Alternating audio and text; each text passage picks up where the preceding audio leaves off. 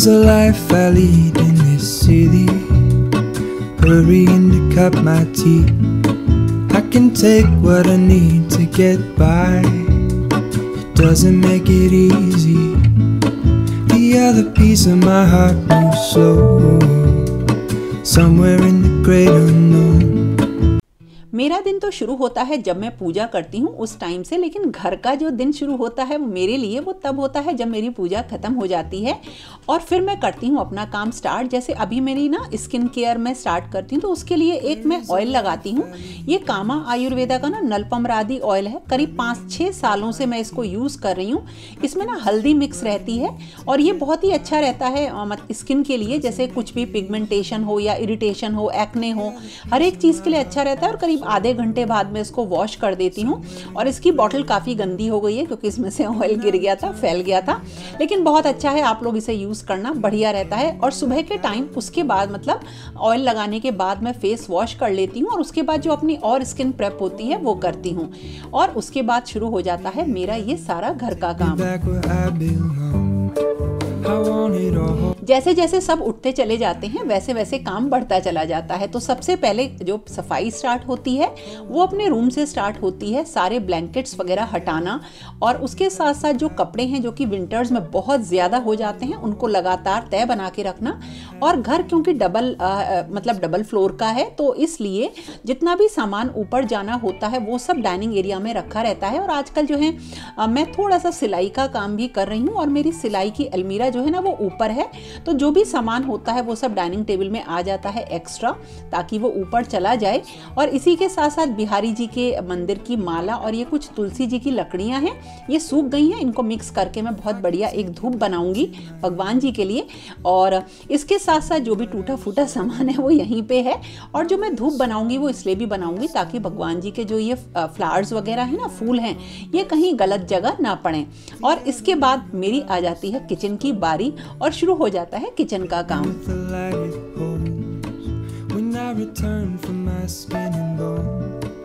तो सबसे पहले स्टार्ट होता है किचन में ब्रेकफास्ट का काम। लेकिन आज ब्रेकफास्ट का काम इसलिए नहीं है क्योंकि मैं गाजर का हलवा बना के रखती हूँ और ज़्यादातर बच्चे दूध के साथ उसे खा लेते हैं। तो सीधे जो बारी आती है वो आती है लंच की।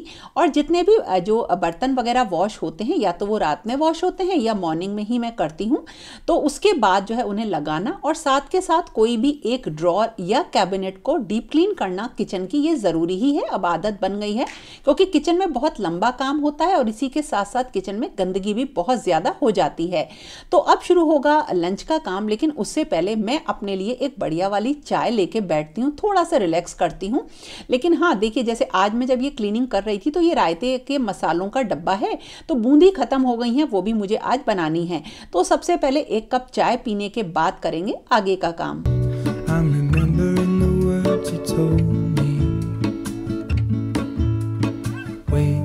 और इस टाइम तो ना आधे घंटे से भी ज़्यादा का टाइम हो चुका है, तो मुझे अब इस ऑयल को वॉश करना है और उसके बाद जो अपना सीरम है, मॉइस्चराइज़र है, वो सब मैं लगा लेती हूँ। और जो डीप क्लीनिंग का काम होता है वो कोई ना कोई एक रूम का या एरिया का नंबर होता ही है, उसको क्लीन करना होता है। और कोई भी चीज़ क्लीन जब करनी होती है तो वो किचन में ही आती है। और शानू का जाने का अब टाइम आ गया है, तो उसके जितने भी कपड़े हैं, ड्रेसेस हैं, उन सबको अब फोल्ड कर रही हूँ ताकि मैं उसका बैग वगैरह प्रिपेयर कर सकूँ। काम तो वो अपना सारा खुद कर लेगा, लेकिन चीज़ें उसे प्रॉपरली देनी है। और जो ये रूम है, एक बेडरूम है, इसकी आज डीप क्लीनिंग की बारी है। तो इसके ऊपर एक मैंने वाइटी शॉट आप लोगों के साथ शेयर किया था, इंस्टाग्राम पे भी शेयर किया था। तो इस रूम की बारी है, तो इसको अब मैं क्लीन करूंगी।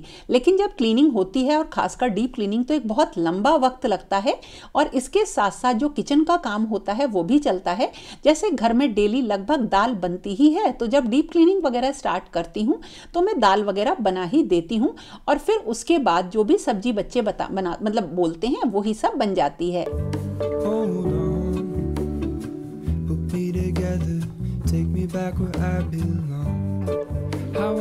और दाल में ना अभी हरा धनिया डालना बाकी है और सब्जी भी बाकी है। तो ये जो एक फेज होता है काम का, ये लगभग खत्म हो जाता है। हर चीज़ को थोड़ा सा जल्दी करना और टाइम पे ख़त्म करना इसलिए भी अब आदत में आ गया है क्योंकि हमेशा जॉब करी जिसमें कि हर चीज़ टाइम पे होनी बहुत ज़्यादा ज़रूरी थी।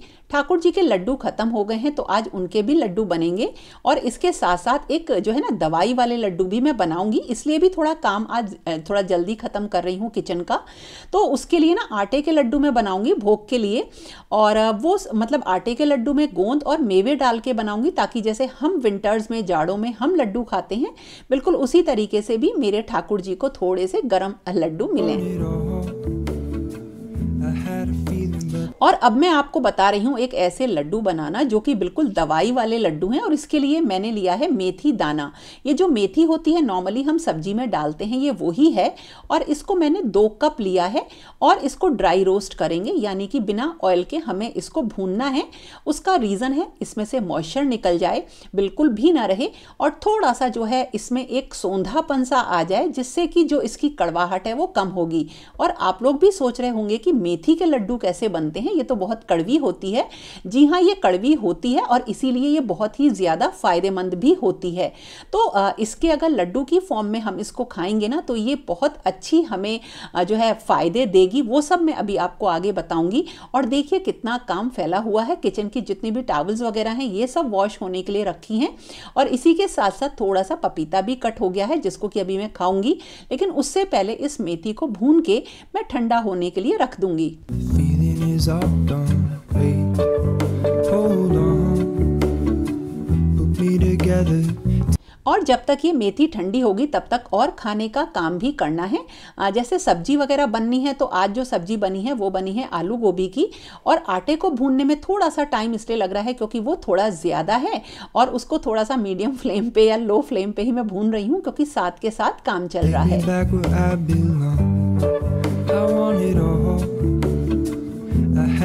और अब जो ये मेथी दाना हमने रोस्ट किया था, इसको अब हमें पीसना है ठंडा होने के बाद। और हम इसको पीसेंगे थोड़ा सा बारीक होते हुए भी हल्का सा दरदरा। और अगर बारीक पिस जाए तो भी कोई दिक्कत नहीं है। तो ये मैंने बिल्कुल बारीक थोड़ा सा दरदरा सा पीस लिया है। और इसमें डाला है गरम दूध 2 कप।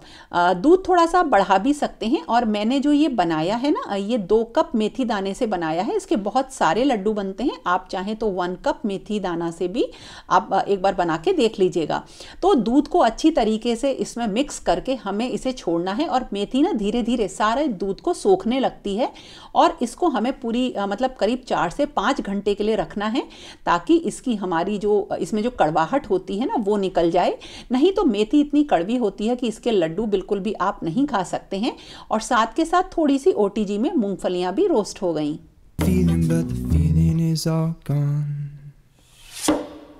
जो मेरा दिन का रूटीन होता है ना, वो कुछ सेक्शंस में होता है, जैसे ब्रेकफास्ट तक का टाइम और उसके बाद लंच बनाने तक का टाइम। तो ये दोनों ही काम मेरे इस वक्त कंप्लीट हो गए हैं।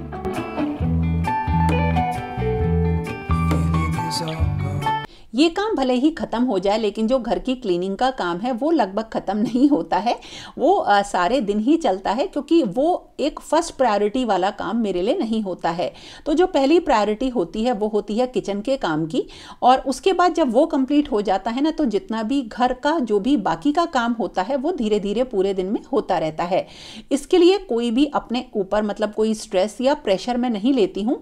और थोड़ा सा कंफर्टेबली इस काम को करने की इसलिए भी कोशिश करती हूँ क्योंकि मुझे पैरेलल में वीडियो की एडिटिंग करना, शूट करना और उसको अपलोड भी करना होता है।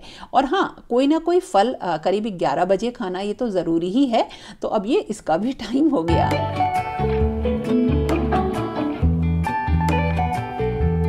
और जैसे ही टाइम मिला सारी सफाई कंप्लीट करनी होती है। और इसका अब कोई फिक्स टाइम नहीं है। हाँ, मुझे अपना सारा काम अपने हाथ में रखना होता है कि सबसे पहले मैं इतना काम कर लूँ कि जिसके बगैर काम चले ही ना। और उसके बाद जो दूसरी प्रायोरिटी का काम आता है जिसको हम कभी भी कर सकते हैं, मैं वो करती हूँ। और देखिए अब हो गया है थोड़ा सा शाम का टाइम और करीब 3-4 बज रहे हैं। और इस वक्त देखिए ये मेथी कितनी सख्त हो गई है। और इसको हम हाथ से थोड़ा इस तरीके से मसल लेंगे। ये थोड़ी सी टाइट हो जाती है, लेकिन ये बिल्कुल नॉर्मल है। और दूध में भिगोने की वजह से इसमें जो है ना बिल्कुल भी कड़वाहट अब नहीं रहेगी। और हम इसको अब घी में भूनेंगे। तो हमने लिया है 1/2 कप घी और इसमें इस भीगी हुई मेथी को हमें डाल के भूनना है।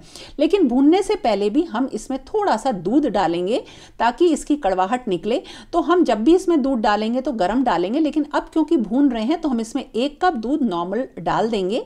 और अब भूनते टाइम ही इसकी काफ़ी सारी कड़वाहट दूध की वजह से और घी की वजह से निकलेगी। लेकिन अगर आप इसे टेस्ट करके देखेंगे तो आपको ये उतनी ही कड़वी लगेगी। आपको लगेगा कि बिल्कुल भी इसमें से कड़वाहट नहीं गई, लेकिन बनते बनते धीरे धीरे ये बिल्कुल इसकी कड़वाहट निकल जाती है। अच्छी तरीके से इसे भून लिया है देखिए, और इसका कलर भी चेंज हो गया है। और अब हम इसको मतलब दूसरे बर्तन में निकाल लेंगे और अब हम इसमें डालेंगे कुछ मेवे।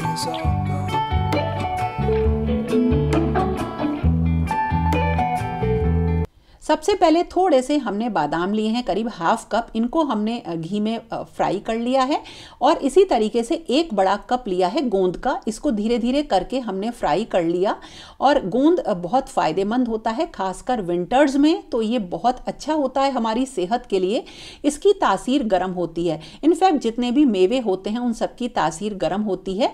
तो इसके बाद हम इसमें थोड़ा सा सूखा कसा हुआ नारियल डाल के उसको भी भून लेंगे। और इसके बाद थोड़े से लेंगे मखाने, और ये करीब मैंने 1.5 कप लिए हैं और इनको भी हम ड्राई रोस्ट कर लेंगे।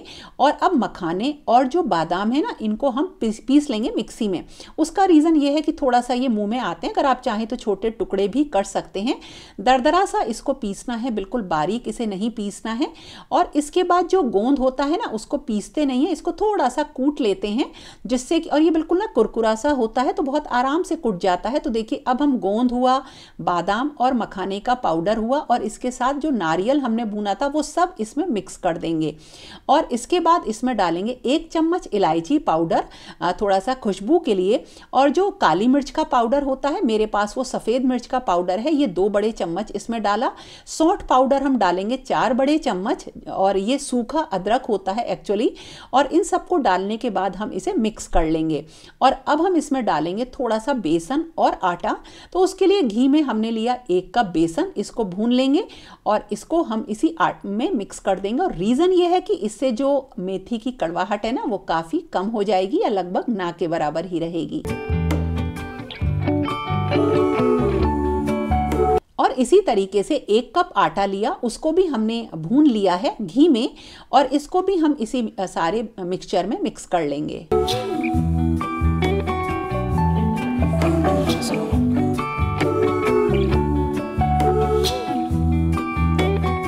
और अब बारी आती है गुड़ की। तो हम गुड़ को थोड़ा सा हल्का मतलब बारीक सा कट कर लेंगे। और हम लेंगे 4 कप गुड़ के।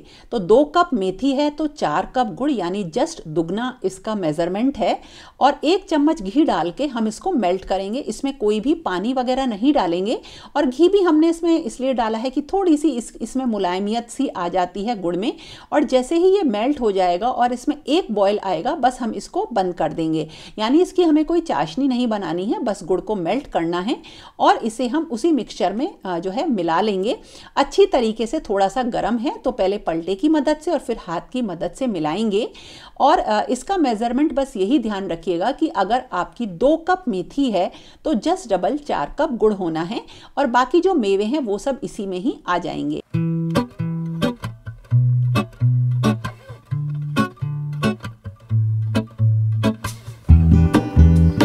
तो अब ये बाकी के लड्डू बनेंगे बाद में, और उससे पहले होगा डिनर का काम। ज़रूर बना के ट्राई करिएगा इन लड्डुओं को, बहुत ही टेस्टी और फ़ायदेमंद होते हैं।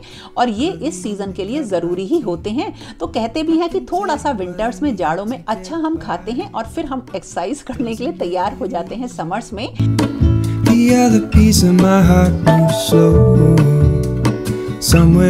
तो दोस्तों ये था मेरा आज का वीडियो। कैसा लगा ज़रूर बताना, और पसंद आए तो लाइक कमेंट शेयर करना मत भूलना।